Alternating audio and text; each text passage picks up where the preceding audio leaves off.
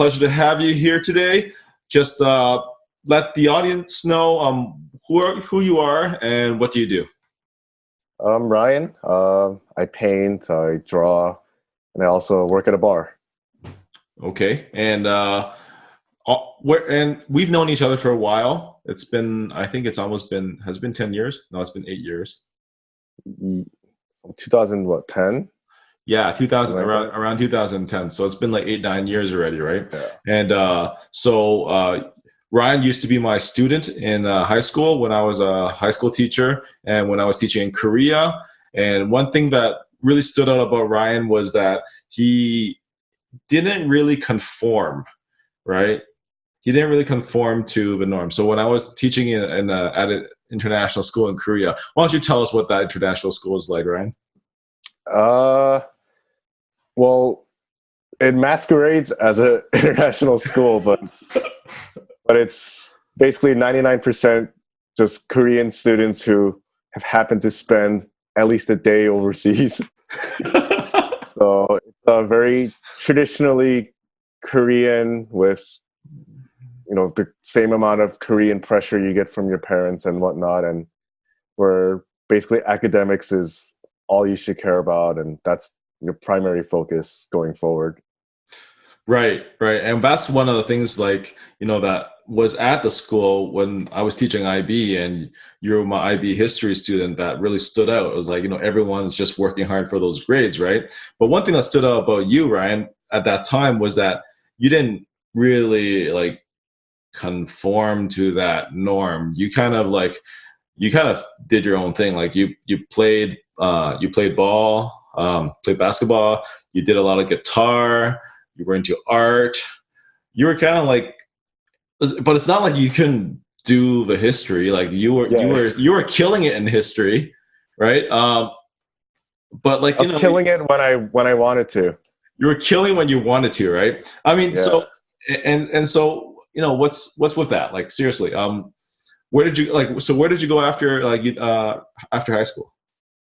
Well, starting from high school, the whole focus on grades thing for me was more so it sounds arrogant, but it was more like I know I could pass everything with flying colors if I had the motivation to. So when the motivation wasn't there and I knew my focus wasn't going to be in those areas, it was just kind of hard to, I guess, take that extra step. So one thing I told, Mrs. Emery, my English teacher at the time, was she even told me just by seeing your performance on certain tests and whatnot, I know you could be a A+ student, but I could also tell that you could literally put no effort and get a B, and you seem fine with that. So I'm gonna let you do your thing. I'm gonna let you do your thing, right? Yeah. And that was kind of how you rolled, right?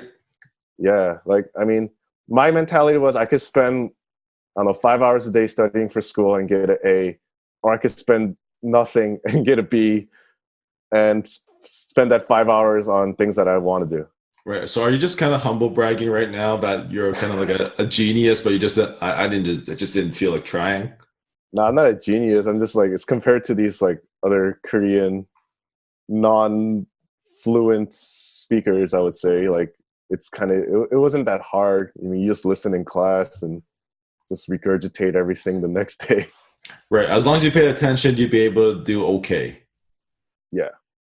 Right. Now, but it was a pressure cooking environment, right? It's everyone was oh, it's IB exam time, it's EE time, extended essay time, it's time for this, time for that, and you kind of just oh, okay, oh, it's gonna be okay. You just kind of did whatever. You kind of did your own thing, right? I mean, yeah. How did you manage that? I don't know. Just I couldn't put 100% effort into stuff that wasn't connecting with me personally. Mm-hmm. So it's just something I don't know. I physically couldn't. So let's say chemistry, I couldn't physically spend hours trying to get an A when I know for a fact that I don't care about it. Mm-hmm. So I don't know. It's just something that I've always kind of done. It's not really a concentrated effort to screw school. Let's do something else. But it was just, why not focus on something that I like and I'm good at, That way I can get even better at it. Because I feel like a lot of the students there were doing it because they were told to do it, not because they wanted to. It was like, I have to get an A because I have to go to Harvard, and I have to go to Harvard so I can get a good job and I can make a lot of money. But there was no passion in what they were doing. It was more like they're like robots just regurgitating everything like teachers and parents were telling them to do. Mm-hmm. So I don't know. It's how can you be really good at something unless your heart's in it? That was just kind of my mentality. Right, right. And honestly, like I was, I did your grades. I know you could have gone to a like, a decent school, right? And but you kind of bounced around a bit, right? It kind I of went to took you two a while. schools. You went to two schools. Yeah, tell us about that story. I spent 1 year at the University of Tampa, and that was basically I was there just to like kind of play sports and to live that stereotypical American freshman year before I actually decided to like crack down on myself. So I did all that, prepared to transfer to art school. And then after my freshman year at Tampa, I moved to the School of Visual Arts in New York City and did the rest of my education there. Right, but why did you go to Tampa? I mean, you could have gone to something else, or and what made you suddenly decide to quit? I mean, you were there. What were you there for? Major wise, I went in as a graphic design major. Right, and is that what you thought you wanted to do? I know I wanted to do something art related, but at the time I didn't know like specifically what.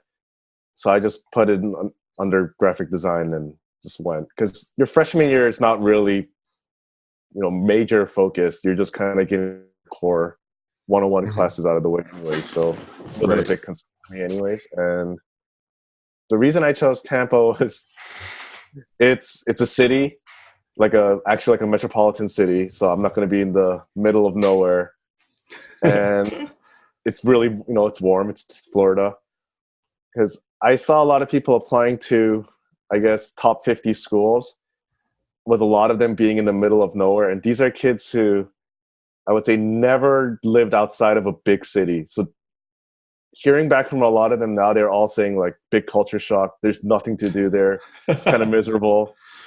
That's why I'm like, most people didn't care about location, I guess, when choosing schools. They cared about the rankings. Hmm. But I went for, I don't know, more specifics than that. Right, you wanted the sunshine and beach. Yeah. And I got the beach there. Then I got the city life on the side too. So that was kind of nice. Right, right. And our friend who went to Rochester, was freezing his butt off the whole time. Yeah. He kept coming Right. back. He kept, when I was in New York, he kept visiting me saying like he hated Rochester. Yeah, you know who we're talking about. Yeah. So a shout out to Jason. You Oh, know? yeah. But okay, so but you went on from Tampa. Like you decided to like just like okay, enough messing around. I'm gonna really focus on art. But like you are a guy with many talents, right? You could have done English. You could have done art. You could have done music. You could have done like stayed with graphic design because you did yearbook, didn't you? Yeah. Yeah, I was the head designer. right. And you were like you got your hands in many pots, right? So um, I mean, what prompted you to suddenly decide like, okay, you know what, I'm going to focus on art? Like, you could have done many things. So before going to college, it was focusing, like narrowing down three things. It was something athletic, something musical, or something art based.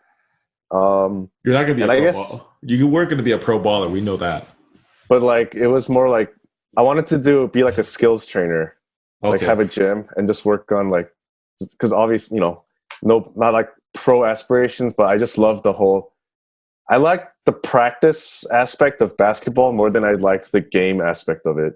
Like I Hmm. like creating new moves or like just focusing on the creative aspect and nailing like getting better every year, not so much like the X's and O's of a 5-on-5 like Hmm. professional game. Hmm. So it was going to be something based around that, maybe kinesiology, even though my math and science grades were horrific. Hmm. Uh, it was going to be music because I did high level IB music, but the reason I didn't go that route was I loved playing music and being creative with it, but I hated music theory. And Mm-hmm. there's only, I feel like there's only so much you can go with a very fundamental theory knowledge in music. Mm-hmm. Mm-hmm. And then the odd thing is art. I didn't even take any like IB courses, or I didn't do Yeah. any art for the last like few years. I just did You it on just do my you just own. doodled, right? Yeah, I just did it on my own, painted when I wanted to, drew when I wanted to, but I wouldn't say I was particularly good at it. So when I decided to, I guess, focus in on art, it was a surprise to a lot of people. Like, not that like I wasn't good at drawing or whatnot, but just the fact that it seemed like I had my hands in other things more so than the art world. Mm-hmm. And then I don't know. I think so after I eliminated like the sports and the music aspect, it just kind of was what was left. So I was like, all right, maybe graphic design because I did the yearbook stuff. It's something I Mm-hmm. kind of know and I enjoyed it. And then I wanted to focus more on not really like design elements like page layouts and whatnot. I wanted to draw. So then when I went to the School of Visual Arts, I focused on illustration, which requires like actual real technical art skills. And once I got there, I guess every single year I kind of fell more into it. And it just like really took off after that. Mm-hmm. Mm-hmm. It was just like, I don't know, just trying things out. And I'm into it. Put your heart in, put 100% into it, see what happens. Right, right. But isn't the New York School of Visual Arts, isn't that like, I mean, you said like, top school, whatever, right? But you pretty much ended up at a top school without even trying very hard. Yeah. I mean, how does that happen? Really, how does that happen? No, but I think getting into art school and finishing it isn't hard. So what I learned at SVA was they always say like 10% out of all the graduates will have careers in the art world. And then 10% of that 10 will have a career after 5 years. So it's not necessarily like getting out of there that's important. It's being like the top of the top that's important. It's like really cutthroat in that sense. So Right. I wouldn't say it's impressive that I got in. If you have any like modicum of talent, you can kind of get in there. Mm-hmm. It's rising to the top that's a little bit harder.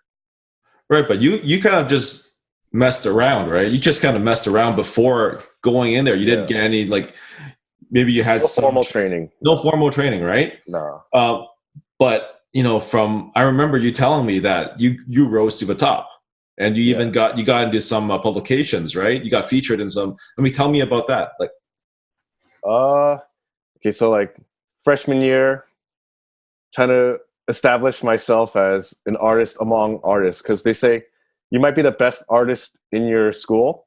Once you get to art school, that's everybody. So now, how do you stand out among people who are not ordinary? You gotta be extraordinary. So, freshman year, they choose. I think it was like 20 of the best like final artworks out of all the freshman year classes, and then they're displayed in like your freshman showcase show, and I was in that one.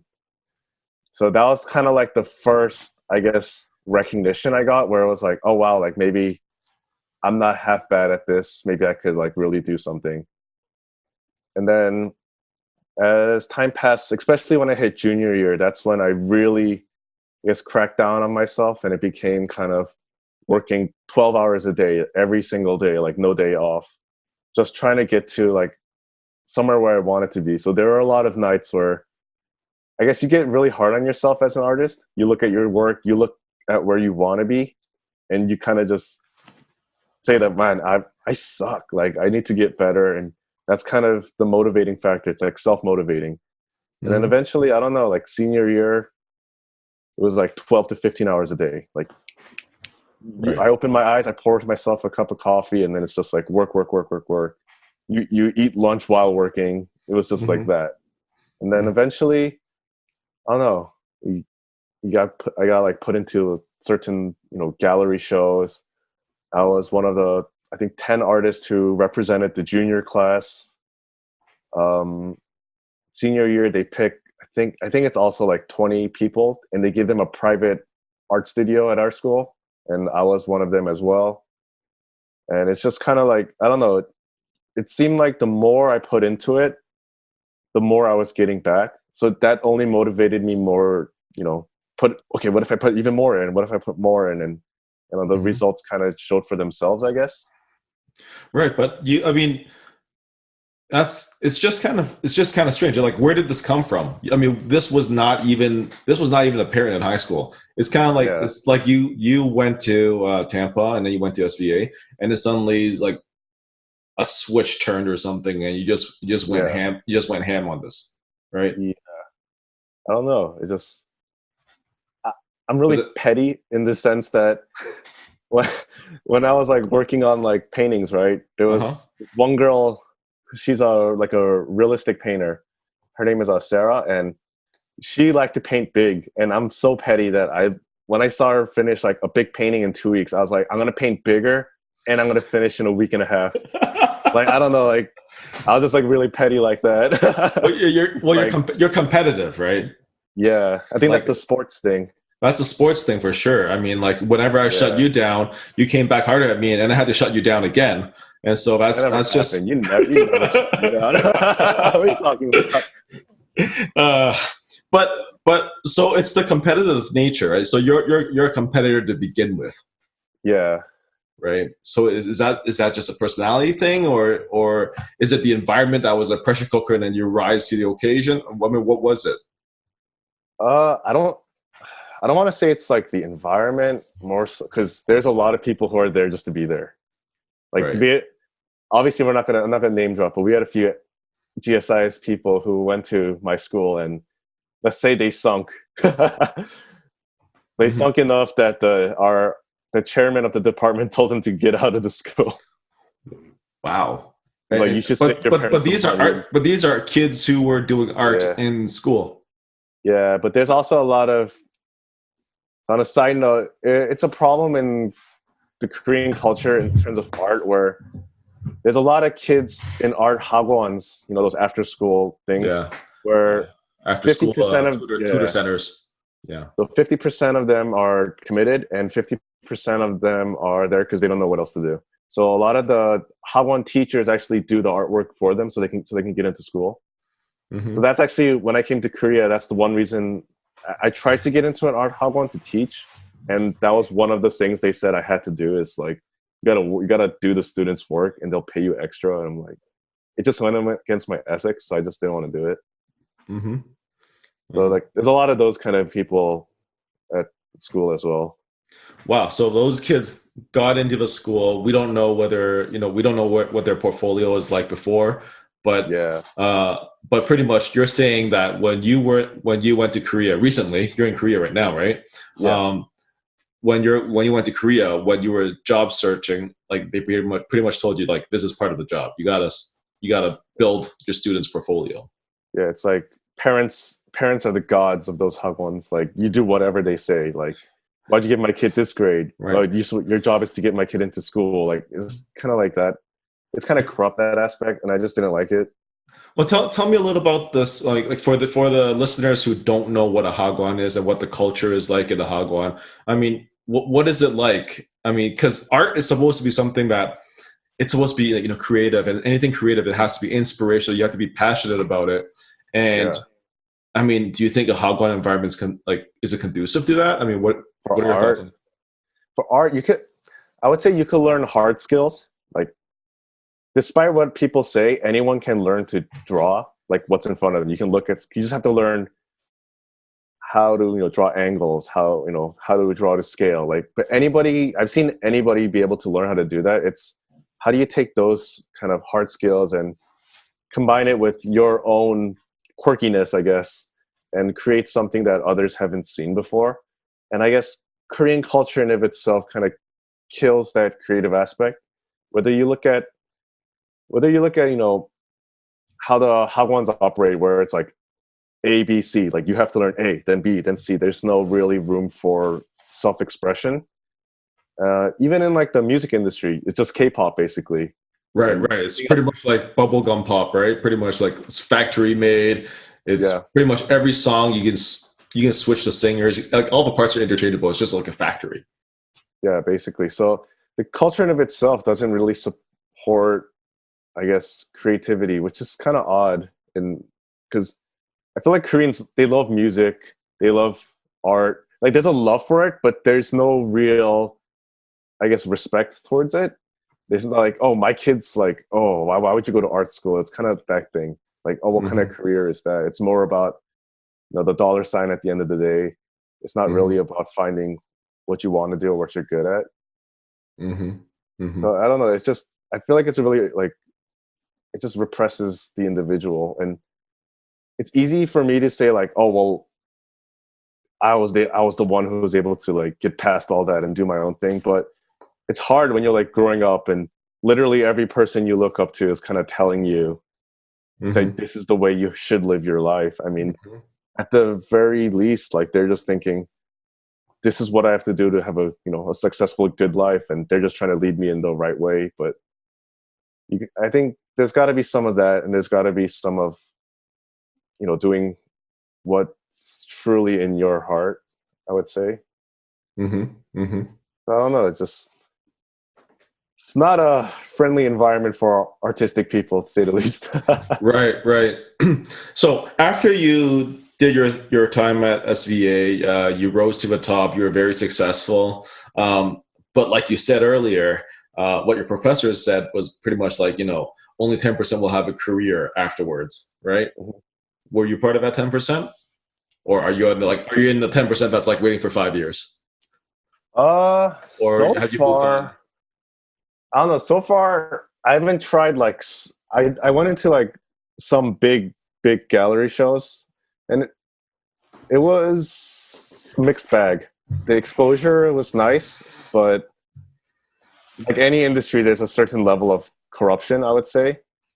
So I don't want to like name the gallery just because this is going to be publicly available. But one gallery, biggest show I've been in. I think I was the youngest person in that entire show as well. Big name artists, etc. It was like basically like it took so long to get my work back from them if when it didn't sell. It was kind of just like bubblegum excuses like, oh, we thought we sent it out, or oh, like well, let's just look for it, or just them not answering emails, or it just took like a lot of effort for them to even do like their small part. Hmm.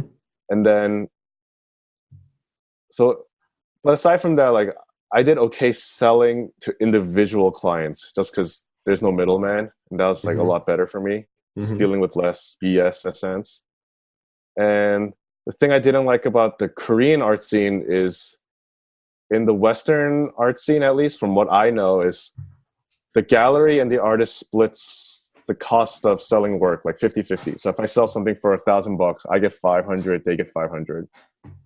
What that does is it creates an incentive for the gallery to put in as much effort as I am in order to move the product in a sense. Hmm. The problem with the Korean system, this is also obviously a very general term, but I'll say 90+% of the industry is it's a what we call a pay to play kind of program.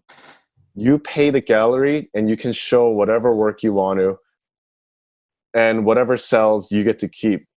So the gallery already got paid up front. They don't need to do anything beyond allowing you to do your thing.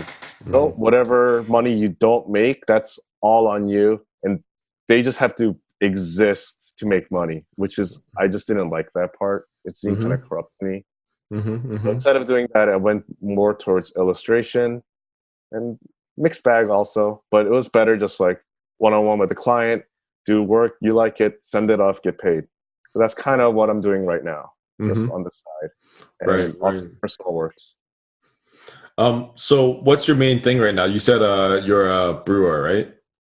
Not a brewer. I brew on the side. That's also like something I'm trying to get into is Okay. go from the bar to the brewery. Mm-hmm. So I got into craft beer like a long time ago, but it was never something that I thought I was gonna have a career in. It was just like, oh, I like good beer, Right. whatever. Mm-hmm. And my friends kept because I guess I knew about a lot of brands and a lot of different styles of beer. And my friends kept telling me to what they sell homebrew kits and stuff. Like you can just like, why don't you try to do it? It might be fun. Put it off for a while. Then I said, you know what? Let's just try it out. And I liked it so much that I kept homebrewing.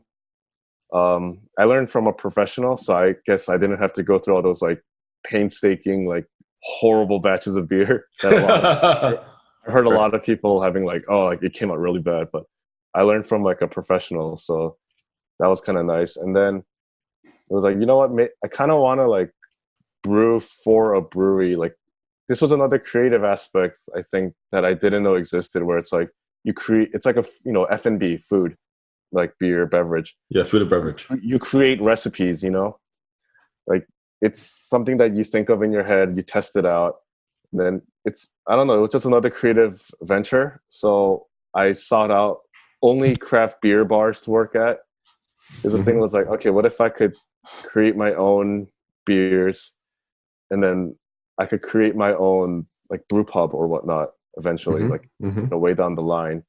So what's the beginning step to knowing about opening that is to start at the bottom, which is basic service, basic bartending, beer maintenance. So just look for those jobs. Chose a bar that I've actually been to before I decided to do all this, which is called Magpie Brewing Company. They're one of the older craft beer companies in Korea. Applied there. I got hired within like 3 hours of my interview because I got certain certifications that no one who ever came there to work at that position had. So like certain they have wine sommeliers, right? Like wine experts. There's an equivalent for the beer world, which is called a cicerone. And just like the wine industry, it has like different levels of expertise. And I got all the basic certification from that and a brewing school stuff like out of the way, like before I even decided to apply. So once they saw the resume, it was kind of like, you have to bring this guy on, even though he has no service experience at all. Right. It seems like a common thread here right now, like in the whole story, in this whole podcast so far. It's like, pretty much follow your passion, right? Whether it was in high school, whether when it was in Tampa, SVA, now you're like, entering the brewing world. It's like you just follow what you're passionate about. If it inspires you, you just go for it. Yeah. I mean, how do you feel about that? Like what do other people say about you? Like other Koreans, because it's just a weird thing in Korea, like seriously, or anywhere in Asia. A lot of people are like, oh, I'm so jealous that you're able to like do what you want, which is like so odd for me to hear. It's like, I mean, you have free will, you have a choice. You chose to do whatnot. I just don't understand. Like, if I don't know, what's a hypothetical here? Let's say I went into accounting or whatever. I'd want to shoot myself every day. Like, how can you live like that? I don't know.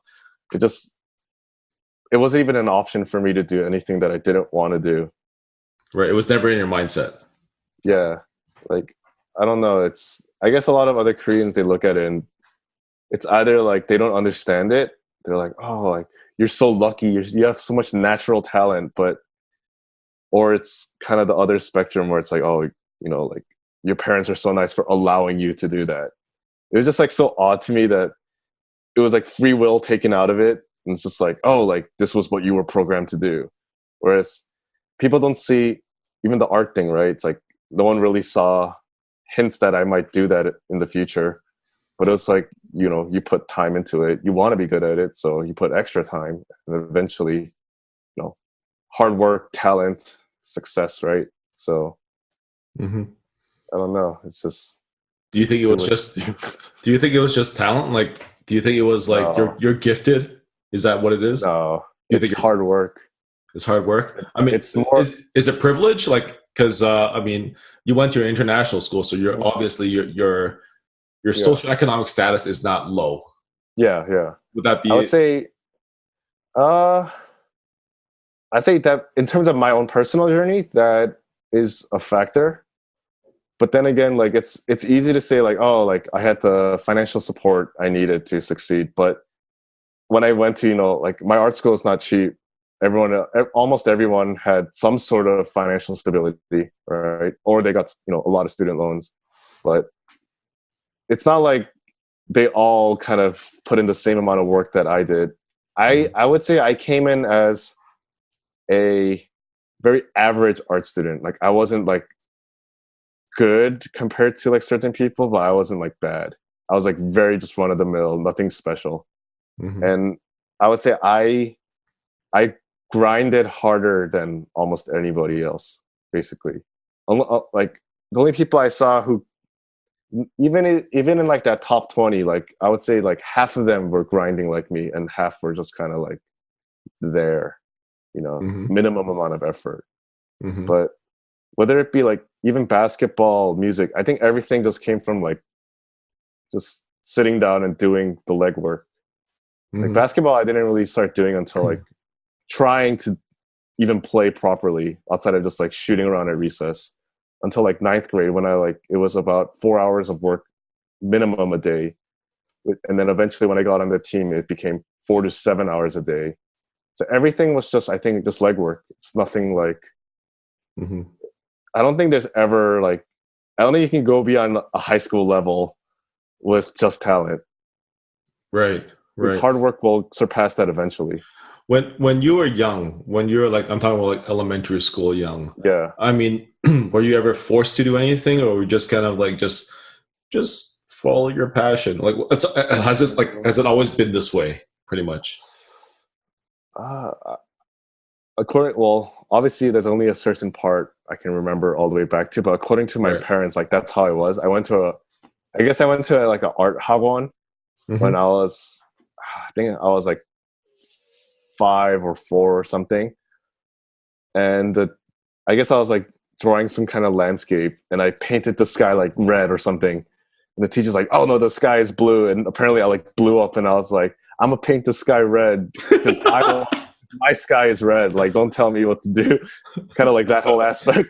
Uh-huh. Uh-huh. I don't know. I guess there's always like some level of that to begin with. I mean, I guess that's something that's just in me. I'm Right. kind Right. of, how would you say, I'm kind of like a smart ass to begin with. Like I like to talk back. Uh-huh. Uh-huh. But I think that's kind of the stubbornness kind of, it helps eventually. As long as you have stubbornness, but you also have a willingness to learn. Mhm. Eventually, I think that kind of molded me into who I am. Yeah, it's really interesting that you say that because I remember when I was your teacher, and I won't tell you which teacher said this, right? But when I was your teacher, like, we had a small class and I enjoyed everyone, like I enjoyed every student, but like, it was nice to chill with you because, well, during downtime, we'd be able to watch some ball, right? When I'm not teaching and when all the homework's done, it's like, oh, let's turn on the Raptors or whatever, right? Yeah. Or when we like, on staff night basketball, we go play basketball, or whatnot, right? Um, but like, and then like but then some teachers would be like, why are you even talking to this guy? Like this guy's like, I think you have a sense of which teachers would say that, right? Oh yeah. Yeah. I mean, like, well, this guy's a trouble child. I'm like, what are you talking about? He's awesome, right? I mean, like, like, The school was split on me. There yeah, was the people school who loved split. me and people who hated me. Yeah, exactly, right. And it's like for those who really embrace, like, who like to give that, like, if you like to pursue it, go ahead. If you're passionate about it, go ahead. And honestly, if you get an F, it's on you. I don't really care. Just do what you gotta do. I do what I gotta do, and Yeah. that's that. And when people get on your case, that seems like when you don't like it, right? Yeah. Because it's not like like I said earlier, it wasn't like I was like, let's say I got a D in math. It wasn't because like I don't know the material or like I'm not even or that I was like really bad at it. It was more so like I just didn't care. Right.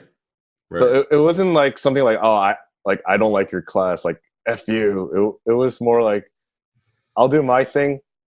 I'm not gonna complain if you give me a grade I deserve in a sense. Mm-hmm. So like I just didn't see like the problem. So with like certain classes, like, oh, you have to try harder. I'm like, but I'm like content with what It's like it's not worth the effort to boost that B to a B, right? yeah. I mean, but eventually like I would say it got really annoying because people kept saying that. So my freshman year, my GPA was like 2.1, Wow. and my Wow. senior year, I got a 3.7. Right. Are you And wait? every year it went up Are you because I talking was about? Are like, you talking about SVA or are you talking about Tampa 2.1? no, I'm talking about high school. Oh, high school. Okay. College I did well, but like high school it was like didn't care, and then next year I was like, all right, I'll like just do a little bit more and a little bit more, and like senior year eventually it's like I'm so sick of people just saying like, oh, you can't do it, so I just did it just to prove people wrong. It wasn't Uh-huh. really so I could do well in the class. It was just to shut Right. people up. Right. Right. Now, did you always have your like end goal in mind when you were doing this? Like, were you always thinking like, I'm going to be a well, obviously you weren't, right? Because you decided to become go into arts after you got in Tampa, and then like you didn't even know about the whole beer thing until you lived in New York, I guess. Yeah, not even Right. New York. Like I knew about beer like in Korea and stuff, Uh-huh. but Well, it wasn't like you're something. not allowed to drink in boarding school. Yeah, yeah. But I was saying like Korea, like Okay. when I was like 19, like after Tampa, like first year in Korea is when I Oh, started to okay. get into it. Right. Right. But then in terms of like brewing and actually caring about it, it was like March of this year is when I started homebrewing. Right. Right. It's been less than a year, yeah. And you're already a cicerone and you're working in a brewery because it's just something you're passionate about and you're pursuing.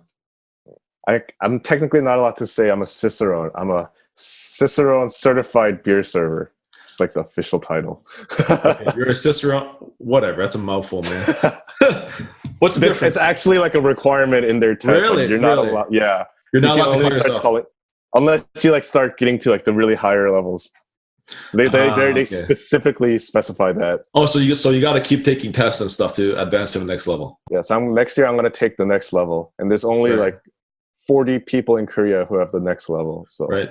Right. Now, here's a question. You're so passionate about so many things. You're still doing music on occasion, right? mhm. Obviously, you're still playing basketball. Um, not or is that not Not obvious? really, not much sports. Once in a while, I played a bit last year. I helped coach the boys basketball team at GSS. Oh, okay. Yeah. So you still do basketball, a little bit of basketball. You still do music. Mhm. You still do art. You still do, and you do the whole brewing thing, right? That's like so many directions that's going to pull. Like, how can you focus, right? Because like when you were at SVA, it was like dead eye focus. You were just like 12 Yeah. hours a day. Like, how can you focus with so many interests? So I'll say like 5 days a week. It's like beer, just like everything, like studying, reading books, brewing, or just working at my job. And then the 2 days off would just be like basically the other stuff, which would Mhm. mainly be these days like just the art kind of aspect of it. So like it's just finding like windows of like time that you could dedicate. Like I have a personality where I cannot quote unquote like veg out. Like I can't just sit there and just like watch TV and zone out for hours. I have a very active mind. I need to do something. So like even for like a month or two, I was like really into like botany and like gardening. So Wow. like so it's just like I don't know, it's just maybe I'm a little crazy, but it's just like I need to constantly do something, and apparently like that's how my mom is. Uh huh. She's also like my grandparents always criticize her for being a workaholic.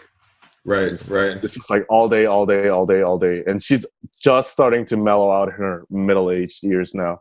Right. Right. Right. So it's just kind of like who you are, right? But it seems like it has brought you happiness. Would you say it's brought you fulfillment? Yeah, as I hated high school doing all the different subjects, but life seems to be getting better as I progress in my years. It's like Hmm. high school sucked. After hours, high school was nice. High Right. school hours were horrible. College, it was at first, and then it got really enjoyable by the end. And then the next, the last few years, like it's been pretty good. Just Right. like wow, I have all this time to like craft and do what I want to do with my life. It's not like do this, do this, do this. Right. In a sense, like school is such a poor reflection of real life, right? Because in real life, you just do whatever you want to do. Like you literally have free Yeah, will. But in school, you're ushered here, you're ushered there. When the bell rings, the teacher gets on your case. You get a D, they start worrying about you. It's like, don't worry about me, but they're like, they still have to worry about you. Yeah, it's technically part of your job. So Yeah. Well, I get that aspect. I mean, but yeah, I mean, are you saying hindsight, right? are you suggesting that I didn't worry about you? No, yeah. I'm just saying, like, no, everyone. I feel like everyone cared at least a little bit, mostly. But I don't know. In high school, it was always I did better in classes where I got respect back my ways. So it's like so when people treated me as like an individual, like I think you, like the Lozanos, Rains, like those kind of people, like when they always like treated me like you're just Ryan. Like it's not like I'm an authority figure. You're like below me. Like do what I say. Like once that kind of thing was established, I didn't do well in those classes. But when people just talk to me like a person, I tend to like give a little bit more. Right. There was like this one. I don't know if you remember. There was one time where you asked me if I did my homework, and I said no. And you're like, "Can you like do it now?" And I said, "I don't want to." So then you said, "If you don't do it, I'm gonna give you detention after school." And I said, "If you give me detention after school, we're just gonna talk and watch ball for 2 hours, and I'm gonna leave." And you said, "All right, you know what? Like, I have to make you do this. So can you just like do it for me?" So then I did it. It became like, "I'll do it for you," like because you asked me nicely. But it was never like, "All right, fine." Like he told me to do it.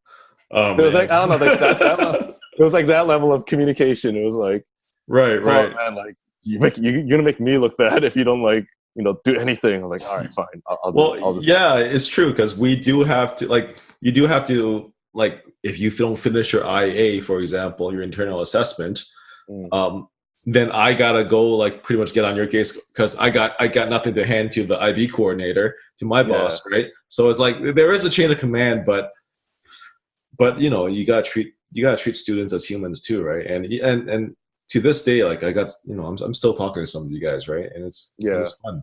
It's fun. It's great to see you to be where you are, today, right? And I think your future is bright. But I think the whole. So I think to wrap this up, and because I got to respect your time, it seems like the whole idea that the Korean pressure cooker environment is supposed to crunch out like A+ students or whatever. It's sometimes like it just some people aren't just cut out for that, and it's just doesn't make you happy, right? Sometimes you just gotta pursue your passion, pursue your heart, and just say no to that. Yeah, I mean, it's pretty soundly put. All right, so if people want to learn more about what you're doing, about your art or about your brew work, I mean, where can they go? Where can they follow you? So Instagram handle would be HRyanSKim, all one word, .com, and the same HRyanSKim for Instagram. I don't update as much as I used to, but if you want to find like artwork, you can go to the website. If you want to find artwork / like more brewing related stuff, it's on my Instagram. And I'm currently working on a beer blog as well. A beer blog? Yeah, I didn't publish it yet. I'm just trying to figure out how to organize like what I'm gonna do just to stand out from different blogs and stuff. And once I figure that out, I'm gonna publish. I have a few things written, but just want to make sure it's perfect before I put it out. Right, and I forgot you're also a writer. You like to write. All right, thanks a lot for coming on the podcast, Ryan. It was a pleasure to chat and catch up with you, and hope to talk to you soon. Peace out, Dr. Tam. All right.